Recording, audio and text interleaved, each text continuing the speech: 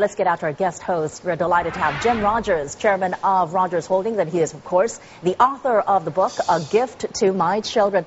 Always great to have you on the program. Thank you so much for coming in. All right, let's talk about what is happening in Japan. It's really counterintuitive.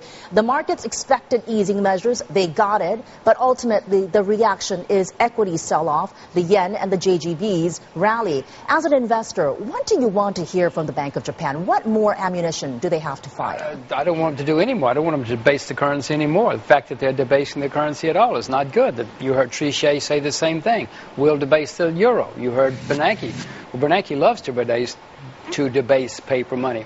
This is not good for the world, all these central banks flooding the world with paper money. You're going to have to own real assets in order to protect yourself. Own real assets. Jim, it's Yusuf in Bahrain. Now, you've been a proponent of raising interest rates. It doesn't seem like many central bankers in Europe and in the United States would share your view. In light of the recent economic data that we're getting, do you still stand by your position? Of course I do, Yusuf. When the central banks start agreeing with me, I'm going to have to start worrying. Mr. Bernanke has never been right about anything. Come on, please, for goodness sakes. I don't know why you pay any attention to him anymore, the other guys. These guys do not have it right. All the things that they have done have not worked. The world economy is still in trouble and perhaps getting worse.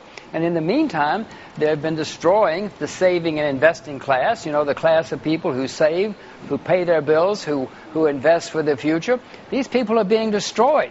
This is not good for the world, what the central banks are doing. Please, I hope I disagree with them for a long time. I hope you do too, Jim, because it definitely makes for an interesting interview. But this is Maitri in London.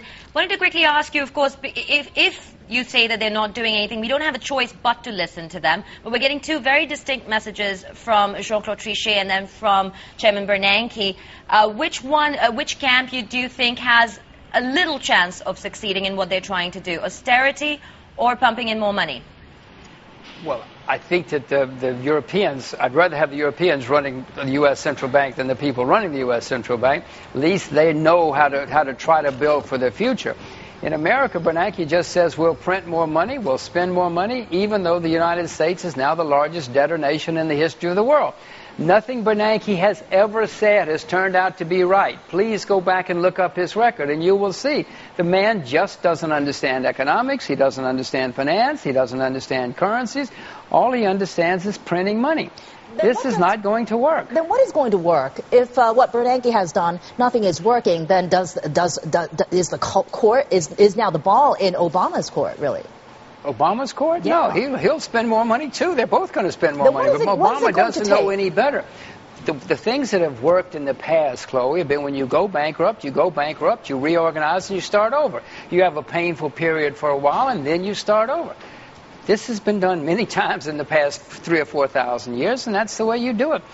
Trying to push the problem out into the future and printing money, we've just had another example here in the U.S. It didn't work, and it's not going to work. You know, whether it's the U.S. or even the BOJ, central banks are laden with outsized balance sheets. And for investors, are there opportunities to get into certain segments of asset classes?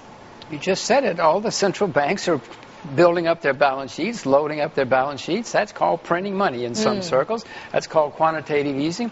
Throughout history, when governments have printed money, the main way to protect yourself and to make money is through real assets, whether it's silver or rice or natural gas. You pick it. Right. Paper money is not going to do it for you.